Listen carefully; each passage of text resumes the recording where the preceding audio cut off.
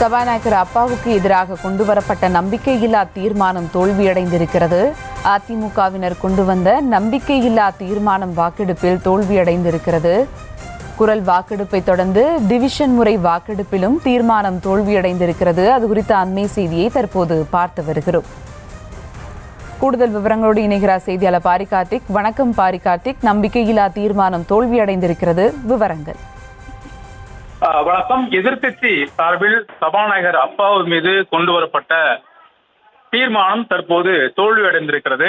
குறிப்பாக இந்த தீர்மானத்தை பொறுத்தவரைக்கும் தீர்மானத்துக்கு ஆதரவாக 63 பேரும், தீர்மானத்தை எதிர்த்து 157 பேரும், 54 பேரும் தற்போது வாக்களித்திருக்கிறார்கள். டிவிஷன் என்ற முறையில் தற்போது 6 கட்டங்களாக சட்டமன்ற உறுப்பினர்கள் பிரிக்கப்பட்டு அதன் அடிப்படையிலே இந்த தேர்தல் நடைபெற்றது. குறிப்பாக 2 தேர்வு வாக்கெடுப்புகள் தற்போது நடைபெற்றன.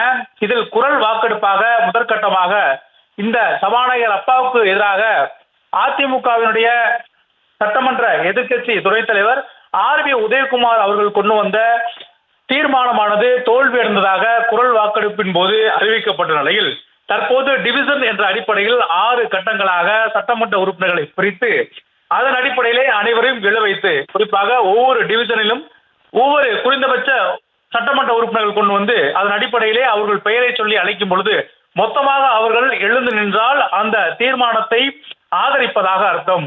அவர்கள் இந்த தீர்மானத்துக்கு ஆதரவு தெரிவிக்காமல் அமர்ந்திருந்தால் அந்த தீர்மானத்தை அவர்கள் ஏற்கவில்லை என்று அர்த்தம். அதன் அடிப்படையிலே இந்த தீர்மானம் நடைபெற்றது. பாமக, பாஜக உள்ளிட்ட கட்சிகள் இந்த தீர்மானத்தில் பங்கு பெறவில்லை. அதே போல இந்த தீர்மானத்தை பொறுத்த வரைக்கும் சட்டமன்ற அவைக்குள் இருந்த சட்டமன்ற உறுப்பினர்களில் நடுநிலை என்று யாருமே வகுக்கவில்லை என்பது குறிப்பிடத்தக்கது. இன்னும் முக்கியமாக விஷயமாக திரு RB உதயகுமார் அவர்கள் கொண்டு வந்த தீர்மானத்தை O பன்னீர்செல்வம் மற்றும் உள்ளிட்ட அந்த 4 சட்டமன்ற உறுப்பினர்களும் ஆதரவு தெரிவித்திருக்கிறார்கள். அதிமுகவை சேர்ந்த அனைத்து உறுப்பினர்களும் ஆதரவு தெரிவித்தது மட்டுமல்லாமல் O பன்னீர்செல்வம் தலைமையான அந்த அணியைச் சேர்ந்த மனோஜ் பாண்டியன், வைத்தியலிங்கம், O பன்னீர்செல்வம் உள்ளிட்ட உசிலம்பட்டி ஐயப்பன் உள்ளிட்ட அந்த 4 சட்டமன்ற உறுப்பினர்களும் ஆதரவு தெரிவித்திருக்கிறார் என்பது குறிப்பிடத்தக்கது. அதிமுகவினுடைய ஒரே குரலாக தான் இந்த தீர்மானம் தற்போது கொண்டு வரப்பட்டிருக்கிறது. அடிப்படையில் OPS உட்பட அந்த அணியைச் சேர்ந்த 4 பேரும் எடப்பாடி பழனிசாமி அவர்கள் கொண்டு வந்த இந்த தீர்மானத்திற்கு ஆதரவு தெரிவித்திருக்கிறார்கள். மேலும் தற்போது அதன் அடிப்படையில் கிட்டத்தட்ட 63 பேர் இந்த தீர்மானத்துக்கு ஆதரவாகவும் 154 பேர் இந்த தீர்மானத்துக்கு எதிராகவும் தற்போது வாக்களித்த நிலையில் இந்த சபாநாயகர் அப்பாவுக்கு எதிரான முன்மொழியப்பட்ட இந்த தீர்மானம் தற்போது சட்டப்பேரவையில் தோல்வியடைந்திருக்கிறது.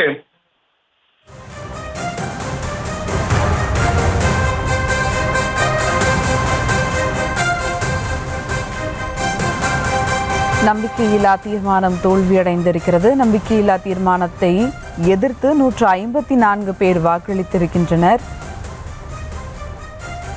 அதிமுகவினர் கொண்டு வந்த நம்பிக்கையில்லா தீர்மான வாக்கெடுப்பில் தோல்வியடைந்திருக்கின்றனர். குரல் வாக்கெடுப்பை தொடர்ந்து டிவிஷன் முறை வாக்கெடுப்பிலும் தீர்மானம் தோல்வியடைந்திருக்கிறது. அதிமுக கொண்டு வந்த நம்பிக்கையில்லா தீர்மானத்தை எதிர்த்து 154 பேர் வாக்களித்திருக்கின்றனர். நம்பிக்கையில்லா தீர்மானத்தை ஆதரித்து 63 பேர் வாக்களித்துள்ளனர். அது குறித்த அண்மை செய்தியை பார்த்து வருகிறோம்.